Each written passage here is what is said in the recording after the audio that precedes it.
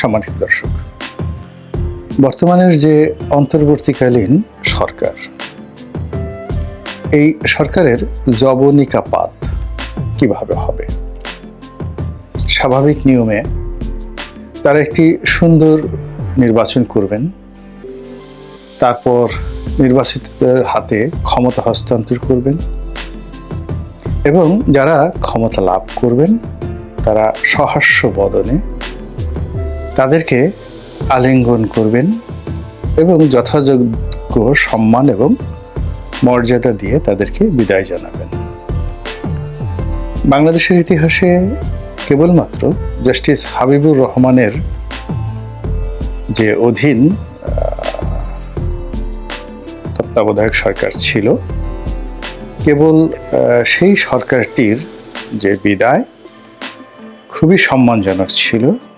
শুধু তাই নয়, তিনি জীবনের একেবারে শেষ দিন পর্যন্ত নিরাপদ ছিলেন, সম্মানিত ছিলেন এবং সাধারণ মানুষের মতো বাজারে, ঘাটে, পথে, প্রান্তরে, পার্কে, রেস্টুরেন্টে একাকী যেতে পারতেন এবং মানুষ শ্রদ্ধা এবং ভালোবাসায় তাদের সেই প্রিয় মানুষটিকে আহ্বান করতেন, মেহমান হিসেবে পেতে চাইতেন। তো জাস্টিস হাবিবুর রহমানের সেই সরকারের মতো বর্তমান ডক্টর মোহাম্মদ ইউনূস এর যে সরকার, তারা যে একটা ভালো পরিণতির দিকে এগুচ্ছে না, এটি একেবারে শতভাগ নিশ্চিত। অথচ পরিবেশ এবং পরিস্থিতি উল্টো হওয়ার কথা ছিল। এর কারণ জাস্টিস হাবিবুর রহমানের চাইতেও ডক্টর মোহাম্মদ ইউনূসের যে জীবন বর্ণাঢ্য, তার পরিচিতি এবং তার ব্যাপ্তি বিশাল এবং ব্যাপক। তার কাজের যে অভিজ্ঞতা এবং জীবনের যে সফলতা, তার সঙ্গে সঙ্গে তিনি যে বিরূপ পরিস্থিতি মোকাবেলা করেছেন শাসক শ্রেণীর দ্বারা, তার ব্যবসায়িক প্রতিপক্ষের দ্বারা, একান্ত আপনজন হিসেবে যাদেরকে কাছে টেনে নিয়েছিলেন তাদের দ্বারা। তো এত সব বিরূপ পরিবেশ এবং পরিস্থিতি যখন একটি মানুষ মোকাবেলা করে, তিনি যখন ক্ষমতা লাভ করেন, কার্যত তিনি একজন মুনি বা ঋষির পর্যায়ে পৌঁছে যান। তো সেক্ষেত্রে ডক্টর মোহাম্মদ ইউনূস তিনি কেন সফল হবেন না বা হচ্ছেন না, এই বিষয়গুলো নিয়ে আলোচনা খুব জরুরি। কেন জরুরি? আগামীতে এই দেশ একটি চলমান। আমি যে বক্তব্যগুলো দিচ্ছি এটি এ সময়ের জন্য প্রযোজ্য নয়। আগামীতে ডক্টর মোহাম্মদ ইউনূসের মতো এইরকম পরিস্থিতিতে অনেকেই পড়বেন, বা আগামীতে বাংলাদেশের যে রাজনৈতিক সংকটগুলো আসবে, সেক্ষেত্রে বর্তমান যে জমানা, সেই জমানার যে অভিজ্ঞতা, সেই অভিজ্ঞতাগুলো যদি আপনার থাকে, তাহলে ক্ষয়ক্ষতি এড়িয়ে আপনি সফলতার দিকে যেতে পারবেন। আপাত দৃষ্টিতে আমরা হয়তো অনেকেই মনে করছি যে ডক্টর মোহাম্মদ ইউনূস সরকারের একেবারে জানি শত্রু হলো আওয়ামী লীগ। প্রথমত এটা বাদ দেন। এর কারণ হলো আওয়ামী লীগ এই মুহূর্তে বহুমুখী চাপে আছে। তাদের যারা বাংলাদেশে আছেন প্রায় সবাই নিশ্চুপ, বিরাট অংশ পালিয়ে আছেন। তারপর দেশের বাইরে যারা একটু গুরুতর অভিযোগে অভিযুক্ত, তারা দেশের বাইরে পালিয়ে আছেন। আর দেশের বাইরে থেকে তারা যে সকল মানুষ কথাবার্তা বলার চেষ্টা করছেন, এটি জনমনে বিরূপ প্রতিক্রিয়া তৈরি করছে। আওয়ামী লীগের যে সকল মন্দ মানুষ, এখানে দুটো বিষয় আপনাকে স্পষ্টভাবে ভাবতে হবে। সেটি হলো আওয়ামী লীগ একটি দল এবং এই দলের সাধারণ নেতাকর্মী, একই সঙ্গে এই দলের খারাপ নেতাকর্মী, দুর্নীতিবাজ নেতাকর্মী। তৃতীয় আরেকটি অংশ আছে, সেটি হলো এই দলের সুবিধাভোগী, যেমন আমলা, কামলা, ব্যবসায়ী। তো এই মন্দ মানুষ যারা, বিশেষ করে যারা আমলা, কামলা, ব্যবসায়ী, তাদের প্রতি মানুষের রাগ, ক্রোধ, ক্ষোভ কোন পর্যায়ে, অতি সম্প্রতি একটা ওসি ধরা পড়েছে সেই চট্টগ্রামে। তার সঙ্গে যে ব্যবহার করা হয়েছে, এর থেকে বোঝা যায় যে একজন ওসির সঙ্গে যদি এই অবস্থা হয়, তাহলে ওসির যারা আব্বা ছিলেন তাদেরকে যদি জনগণ হাতের নাগালে পায়, তাদেরকে পাড়িয়ে জিহ্বা টেনে ছিঁড়ে ফেলবে, কুটি কুটি করে ফেলবে। তো এই বাস্তবতাটা আওয়ামী লীগের লোকজন বোঝেন, তারাও তো প্রাজ্ঞ রাজনীতিবিদ, রাজনৈতিক দল, কাজেই তারা দূর থেকে ফুসফাস করছেন, কিন্তু সামনে এসে ডক্টর মোহাম্মদ ইউনূসের সরকারের পতনের পরেও তারা কিন্তু উল্লাস করতে পারবেন না। এই হলো আওয়ামী লীগের অবস্থা। বিএনপি সঙ্গত কারণেই ইউনূস সরকারের কোনো আচরণ দ্বারা বিক্ষুব্ধ হতে পারে, কিন্তু কোনো অবস্থাতেই ইউনূস সরকারকে তারা বিব্রত করবে না। এর কারণ হলো তাদেরই আন্দোলনের ফসল, এবং তারা যে বিভৎস 15টি বছর কাটিয়েছে, সেখানে ডক্টর মোহাম্মদ ইউনূস এবং এই ছাত্ররা তারা তাদের কাছে একটি যাকে বলা হয় ত্রাণকর্তার যাকে বলা হয় পোর্ট্রেট হিসেবেই বিবেচিত। এখন এদের আচরণে বিএনপি হয়তো বিক্ষুব্ধ, বিরক্ত, কিন্তু ইট ডাজ নট মিন যে বিএনপি তাদের বিরোধিতা করবে। তাহলে তাদের বিরোধিতাটা কি, তাদের সমস্যাটা কি, কেন আমরা তাদের ব্যর্থতার কথা বলছি? তাদের ব্যর্থতার মূল কারণ হবেন তারা নিজেরা। কি কি সেটা প্রথম হলো তাদের অনভিজ্ঞতা, অর্থাৎ রাষ্ট্র পরিচালনা করার জন্য তাদের কোনো অভিজ্ঞতা নেই। অতীতে এরকম বহু ঘটনা ঘটেছে, এমনকি নাবালক সিংহাসনে বসেছেন, বালক সিংহাসনে বসেছেন, এবং রাজ্যের পরিস্থিতি এখনকার চাইতে 1000 গুণ জটিল ছিল। জহিরুদ্দিন মোহাম্মদ বাবর যখন কাবুলের সিংহাসনে বসেন, সম্রাট আকবর যখন দিল্লির সিংহাসনে বসেন, তখন সেখানকার রাজনৈতিক পরিস্থিতি এখন ঢাকার চাইতে কোটি কোটি গুণ জটিল ছিল। তারা সফল হলেন কেন?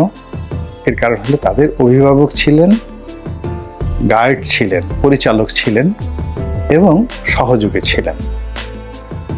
দুর্ভাগ্যজনক হলেও সত্যি যে বর্তমান সরকারের এই জিনিসগুলো নেই, নিজেদের অভিজ্ঞতা নেই, একই সঙ্গে তাদের অভিভাবক নেই, তাদের গাইড নেই।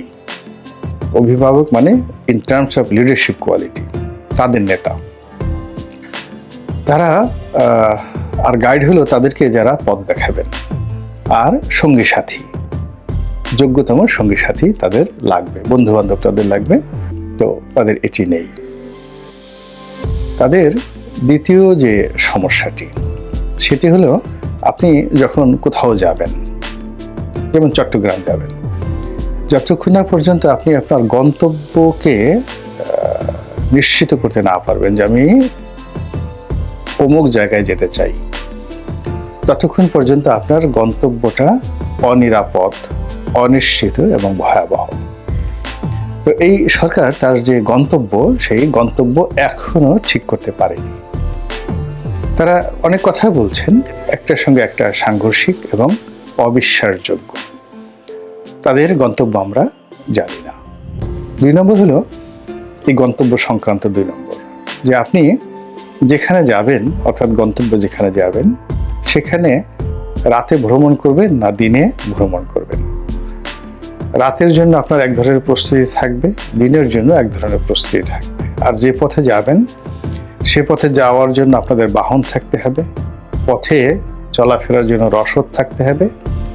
আপনি যদি ওই পথটি চিনেন খুব ভালো করে, তাহলে আপনার একজন ভালো গাইড লাগবে না, আপনি নিজে নিজে যেতে পারবেন। কিন্তু আপনি যদি পথটি না চিনেন, তাহলে অবশ্যই আপনাকে গাইড নিতে হবে, অভিজ্ঞ গাইড নিতে হবে। এই সরকার যে পথে গমন করছেন, এই গমনের যে আপনি অধিক্ষেত্র বহু বিভক্ত। এখানে ধর্ম আছে, তারপর এখানে অর্থনীতি আছে, এখানে ব্যবসা বাণিজ্য আছে, এখানে চোরা চালানি আছে, এখানে সিন্ডিকেট আছে, টাউট আছে, বাটপার আছে, আমলা আছে, কামলা আছে, চোর আছে, চোরটা আছে, ধর্ষণকারী আছে, ঘুষখোর আছে, দুর্নীতিবাজ আছে। তো এই বিষয়গুলো আপনাকে গাইড দেবে, আপনাকে নেতৃত্ব দেবে এমন লোক আপনার না থাকলে আপনি যদি এই গ্রুপের মধ্যে পড়েন, সকালে আপনাকে গাবতলী হাটে বিক্রি করবে গরু হিসেবে, আবার একটু পরে আপনাকে কিনে নিয়ে আসবে ছাগল হিসেবে, সন্ধ্যার সময় আপনাকে আবার বিক্রি করবে দুম্বা বলে। এটাই এর সমাজের রীতি। দুর্বল শাসক এর চেয়ে ভয়ঙ্কর যাকে বলা হয় অপদস্থমূলক জীবন আর হতে পারে না। আপনাকে চেয়ারে বসিয়ে দেওয়া হয়েছে কিন্তু আপনার কোনো ক্ষমতা নেই। তো এই সরকারের এই দুর্বলতার কারণেই তাদের জন্য একটি অনির্ধারিত নিয়তি, একটি পতনের কথা এখন আমরা বলছি। এরপর হলো পথ যখন ভয়ঙ্কর হয়, আপনি যে পথে গমন করবেন সে পথ যদি খুব ভয়ঙ্কর হয় তাহলে ফিঙ্গারপ্রিন্ট বা ফুড স্টেপ অর্থাৎ পদচিহ্ন এবং হাতের চিহ্ন এগুলো বোঝার জন্য এক্সপার্ট লাগবে।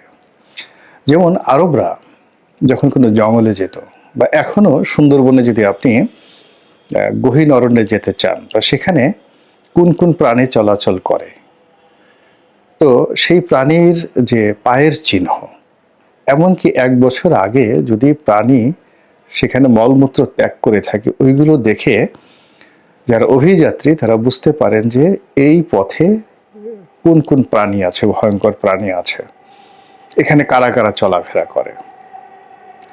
তো সেই অনুযায়ী তারা প্রস্তুতি নিয়ে কিন্তু যায় এবং পৃথিবীর এমন কোনো অভিযাত্রী নেই, নির্বোধ অভিযাত্রী নেই যারা অভিযাত্রায় যায় কিন্তু যাদের এই ফুড স্টেপ এবং ফিঙ্গারপ্রিন্ট এই দুটো বিষয় অভিজ্ঞতা না থাকে বা অভিজ্ঞতা সম্পন্ন লোক তাদের দলে না থাকে, তারা কখনোই সেখানে যায় না। পৃথিবীর যত অভিযাত্রা রয়েছে সব অভিযাত্রার চেয়ে রাজনৈতিক যে অভিযাত্রা সেই রাজনৈতিক অভিযাত্রা আরও কঠিন। এখানে আপনার দার্শনিক লাগবে। আপনার কেমন দার্শনিক? যেমন ধরুন আলেকজান্ডার, তার সঙ্গে কারা দার্শনিক ছিলেন? আলেকজান্ডারের সঙ্গে এরিস্টটল ছিলেন, তার টিচার। নট এরিস্টটল, এরিস্টটলের সঙ্গে সম্ভবত প্লেটো, আমি সরি ভুল হয়ে গেছে, প্লেটোর মতো মহাজ্ঞানী ছিলেন তার সঙ্গে। তো তার ফলে কি হলো, তিনি সারা পৃথিবী চষে বেরিয়েছেন। এভাবে অনেক অনেক বিখ্যাত বিখ্যাত যারা রাজা পৃথিবীতে বড় হয়েছেন তাদের সকলের সঙ্গেই একজন করে পলিটিক্যাল দার্শনিক ছিলেন, ফিলসফার ছিলেন। জুলিয়াস সিজারের সঙ্গে পলিটিক্যাল ফিলোসফার ছিলেন পম্পে দ্য গ্রেট, তার উত্থান পম্পের হাত দিয়ে। নেপোলিয়ন বোনাপার্ট, তিনি নিজে দার্শনিক ছিলেন, তার সঙ্গে সঙ্গে ও যুগের যত পৃথিবীর বিখ্যাত দার্শনিক সবাইকে তিনি কাছে ডেকে নিয়েছিলেন। সেটা সেই যত দার্শনিক ওই জামানাতে ছিলেন সবাইকে তিনি কাছে ডেকে নিয়েছিলেন, সকলের কাছে গিয়েছেন। ফলে তার যে চলার পথে বহু সফলতা কল্পনাই করা যায় না। এখন এখানে পলিটিক্যাল যে মাস্টার মাইন্ড হিসেবে ডক্টর মোহাম্মদ ইউনূস যাদেরকে নিয়েছেন তারা দার্শনিকতার জগতে অবোধ শিশু, একেবারে অবোধ শিশু। ফলে যা হবার তাই হচ্ছে, একের পর এক ভুল হচ্ছে। এখানে বঙ্গবন্ধু সম্পর্কে একটা কথা বলে নেই। বঙ্গবন্ধু ভুল করছিলেন, বারবার ভুল করছিলেন এবং তিনিও মানুষ সিলেক্ট করতে পারেননি। তো ফলে অনেক তার যারা আপনজন তার সঙ্গে দেখা করে তার সমালোচনা করতেন। তো এমনি এখন যে সাংবাদিক শফিক রেহমান, ওনার বাবা ছিলেন সাইদুর রহমান, বঙ্গবন্ধুর শিক্ষক। তো তিনিও বঙ্গবন্ধুর সঙ্গে দেখা করে যখন বঙ্গবন্ধুর সমালোচনা করছিলেন তখন তিনি বললেন যে স্যার, আপনার সাবজেক্টে আমি পরীক্ষায় কত পেয়েছিলাম আপনার মনে আছে? বলে যে না। তো বলে যে আমি ফেল করেছিলাম, সম্ভবত সাবজেক্টটা সাইকোলজি ছিল বা যুক্তিবিদ্যা এরকম কিছু একটা ছিল। তো বলে যে মনোবিজ্ঞানের মতো বা যুক্তিবিজ্ঞানের মতো একটি বিষয়ে যে লোক ফেল করে তার হাতে রাষ্ট্রের ক্ষমতা, তো এর চেয়ে কি আর ভালো চলবে। ফলে কি হলো দেখুন, এত বিরাট ব্যাপক একটি বিপ্লব, এত মহান ত্যাগের বিনিময়ে বিশাল অর্জন মুক্তিযুদ্ধ আমরা পারিনি। আবার এই বিপ্লব আমরা পারছি না। আল্লাহ আমাদের সবাইকে হেদায়েত দান করুন এবং হেফাজত করুন। আসসালামু আলাইকুম ওয়া রাহমাতুল্লাহি ওয়া বারাকাতুহু।